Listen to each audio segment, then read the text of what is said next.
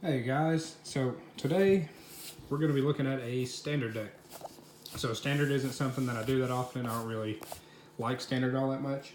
But every once in a while there's a combination of cards that piques my interest and I will build a standard deck. So let's go ahead and get this out, get it separated in the order that I wish to talk about it.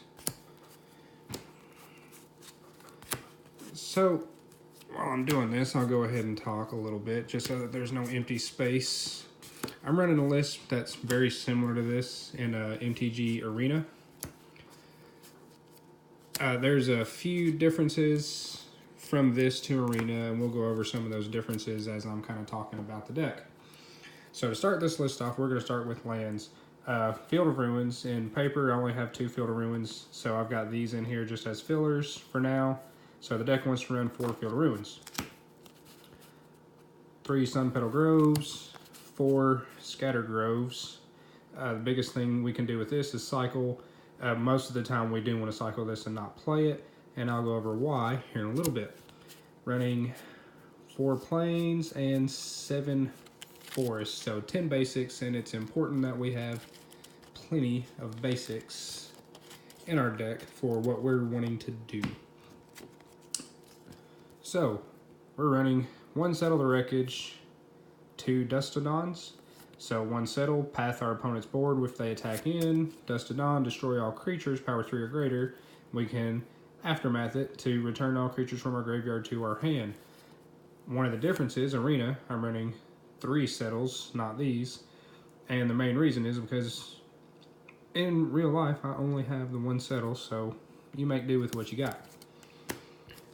Going to be running 4 copies of Lawnmower Elf, just 1 mana dork. It's been a while since one of these is printed in standard, so when I seen them, I was like, well, I guess I'm going to build a standard deck, and it's going to be green so I can have efficient mana.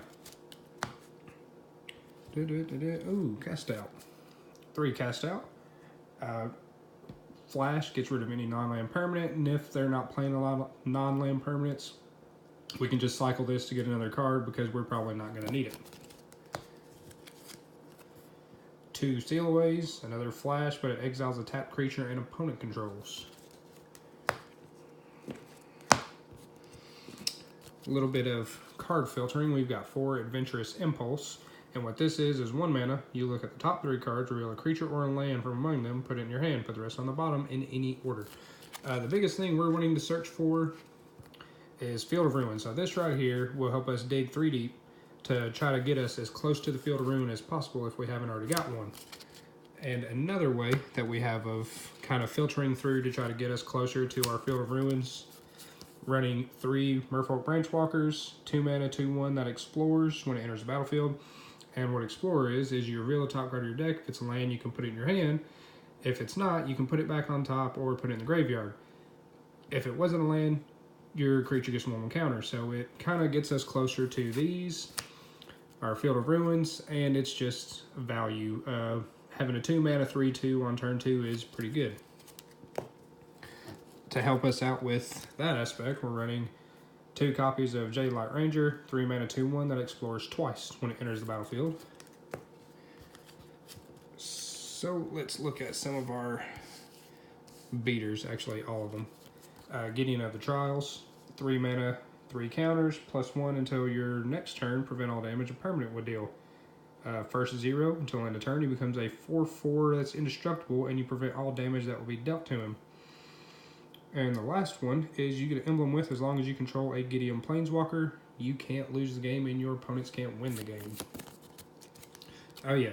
One of the differences, here I'm running 3 Gideons in MTG Arena. I'm running 2 Huatleys and 1 Gideon. And the main reason I'm doing that is because in Arena, it is more of a creature-based strategy, well, like a go-wide strategy, versus what it is here. And I'll talk about that a little bit more here in a minute. 2 Lyra Dawnbringers at Arena. Also, I'm running 3 Lyras, and this build I'm running 2 Lyras. And the little combo that the deck is inspired by, which is not an arena. And the reason that this setup is not an arena is because when you get wild cards in arena, and you can trade your wild cards for whatever you want. So if you get a rare wild card, you can trade it for any rare that is printed from Amonkhet till now. So Kaladesh and Aether Revolt aren't in arena, and anything before them are not. So this engine I didn't use because most people aren't using a lot of non-basics from what I've seen so far. Most of the matches I've seen, there's a lot more basic lands running around than there are non-basics. So for now, I'm just going to stick with the build on there that I've got versus the build that I'm using in paper, because in paper, you're going to see a lot more non-basics. And I don't know why people are using more basic lands in arena, but as soon as they start switching over, I'll go to this. So what we're wanting to do with our Field of Ruins, we're playing 4 copies of Realm Up Excavator, 3 mana, 2/3. You can play lands from a graveyard. So that lets us play our Field of Ruins from the graveyard to destroy our opponent's lands more than once off 1 Field of Ruins, hopefully 2 or 3 Field of Ruins. And he also lets us get back the Scattered Groves, which is why we want to cycle them most of the time. We've got so much card filtering in this deck right here that we should be able to find a Excavator, and once we do, we should never miss a land drop, not with the build that we've got here. Wayward Swordtooth. What he is here for is to let us play additional Field of Ruins from the graveyard. And early in the game, if we can drop him on turn 2 with Lawnmower Elf, we can start playing additional lands every turn and maybe pump out a turn 3 Lyra. You never know. You never know. And 4 copies of Aven Mind Sensor. So here is the engine. Let's grab 1 Wayward Swordtooth, 1 Excavator, 1 Mind Sensor. We'll hold them like that. Field of Ruin. We sack Field of Ruin. Goes to the grave. We get to search our deck for a basic land. Our opponent gets to search the top 4 cards of their library for a basic. Most of the time, that's going to be a failed find. Realm Up Excavator lets us play field from the graveyard. We sack it. Search our deck. Our opponent searches top 4. Wayward Swordtooth says we can play an additional land. So again, we play our Field of Ruin from the graveyard, sack it, search our deck. Our opponent searches for the top 4. So the goal of this deck is to get this little engine going, strip mine our opponent out of the game. I mean, they're going to have some basics because there's going to be times we activate this and they're able to search their deck for a basic, or there's one in the top 4, so they were able to get it. But a lot of times, it's going to be a fail to find for them. And once we strip mine them out of the game, we've got 2/1 flyer, 2/3 that can swing in, a 5/5 because we're more than likely going to have the City's Blessing, maybe a Lyra, maybe a 3/2 Branch Walker, or a 4/3 Jade Light Ranger. We should, by that point in the game, with the spot removal we've got and random other elements of control that we've got, be able to win just by the sheer power we have on board. Alright, so let's wrap up the deck with the sideboard. 2 copies of Authority of the Consoles, 1 mana. When a creature and opponent control enters the battlefield, it comes in tap. Whenever a creature enters the battlefield under an opponent's control, we gain 1 life. Mainly here for any kind of red deck. Most of the time, red deck's extremely fast. This deck is not a fast deck. It's more of a mid-range strategy. And if a red deck is built right, it's going to run all over mid-range, especially if they have a lot of hasty threats. So this right here will help us survive that if we can drop it on turn 1. Heroic Intervention, 2 mana, permanents you control gain hexproof and indestructible until end of turn. 1 Sorcerer Spyglass lets us look at our opponent's hand and choose a card. Activated abilities of the sorcerers of the chosen name can't be activated unless they're mana. 2 Manglehorns destroys an artifact when it comes in, and artifacts enter the battlefield under our opponent's control tapped. 1 Ajani Yielding. +2, reveal the top 3, put all non-land permanents, revealed that way under our hand. So we've got 7 non-land permanents in the deck. The 4 Adventurous Impulse and the Settles and Dustodons.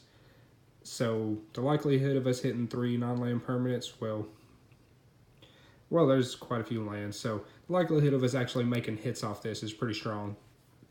-2, Swords to Plowshare. -9, put 5 1/1 counters on each creature you control and 5 loyalty counters on each planeswalker you control. So he's mainly here for matches where it's kind of grindy, and they've seen our deck game 1, and so they know what to get rid of. So if we can plus him up to ultimate, we can make a lot more elves big threats. If we manage to stick a Lyra and she stays around, we can have a 10/10 Lyra flying around. So he does a lot of good things for us. 1 Gideon's Intervention. When it enters the battlefield, choose a card name. Your opponents can't cast spells with the chosen name. Prevent all damage that will be dealt to you and permanents you control by sources with the chosen name. 1 Prowling Separpard. Just to screw over any control deck that wants to try to counter everything that we do. 3 Deathscourge Scavengers. Mess up the graveyard for any graveyard-based deck. So I think what comes to mind the most to me is any Godpharaoh's Gift deck. 2 Ixalan's Bindings, mainly here for Hazoret, or anything that's troublesome. So Hazoret, Chandra, Ronos, anything that is just being a pain in the side, this is going to deal with. And 1 Nissa Vital Force. She untaps a land, makes it a 5/5, so she gives you a beater. You can return a permanent card from your graveyard to your hand. And what she does the most is any game where we are being beat by card advantage, you can plus or return 1, have a 5/5. You can attack with it, not attack with it, completely up to you. What we want to do most of the time is get to this emblem on any match like that. So whenever a land comes into play, we get to draw a card. So if you've got a Wayward Swordtooth, Ramunap Excavator, you can play 2 lands from the grave every turn, draw 2 cards. Even just him guarantees you an extra card every turn. Wayward Swordtooth could potentially be a couple cards every turn, depending on how you top deck. And it only takes 1 turn to get her there. So you plus the turn you play her, and then the next turn you can emblem. And that be my deck, guys. I hope you enjoyed it. Looking at trying to get some of the arena gameplay recorded and put up for y'all at a later date. That being said, I hope you enjoyed it, and I will talk to you next time.